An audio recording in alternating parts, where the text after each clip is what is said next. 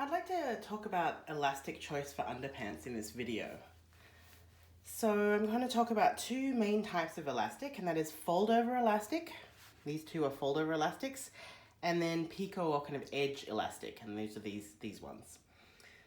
So firstly, this is fold over elastic. It has a very clear weave down the middle that allows it to fold very easily. It has two sides, so one side's usually soft and fuzzy, and that's the side I like to have on the outside. And this particular one is very wide. It's actually 1 inch wide, and it's quite an uncommon width, I think. And I really prefer that for the top of underwear, because even when you fold it over, it's 1/2 inch wide, and it's got a lot of good recovery. Like, it's pretty beefy and strong. So it's really gonna like hold your underpants up, basically. I found this one at Fabricland in Ontario in Canada. I haven't seen it elsewhere, but if you can get a hold of some, I would stock up. It is a little bit on the pricier side. It's such a high quality. So I tend to just save it for the top edge, like the waistband side of my underwear.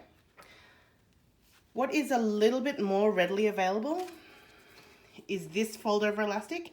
It is a lot thinner. It's shiny on one side. People use it for bra making a lot. And this one is 3/4 of an inch or 20 millimeters wide.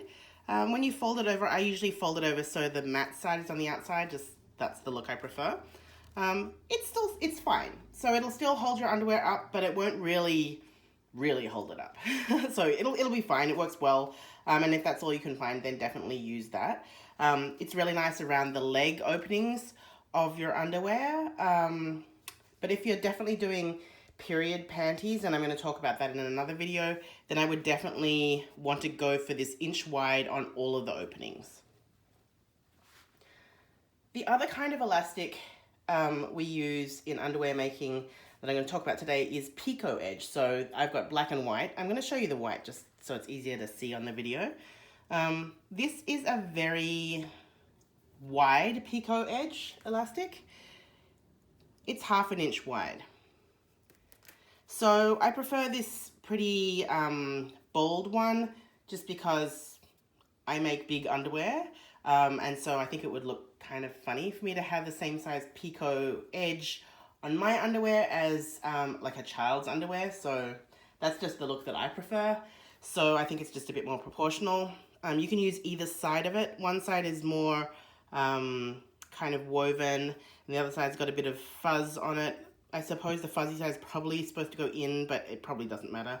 And I'll show you how to apply that onto the edge. So basically you would apply it onto the right side, then flip it, and then all you would see would just be that picot edge coming out of the edge of the underwear. And you're probably pretty familiar with that with bought underwear. This is some leftover scallop elastic from bra making. And certainly, you know, if you have leftover elastic from another project, you can certainly use that. It's a scalloped edge.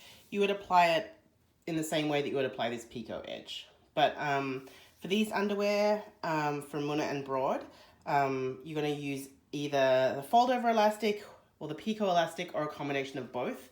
My preferred method is either fold over elastic on all of the underpants, so the wider stuff on the waistband and maybe the narrower stuff around the leg openings, or fold over elastic at the waist and then picot edge around the leg holes. So that's just what I prefer.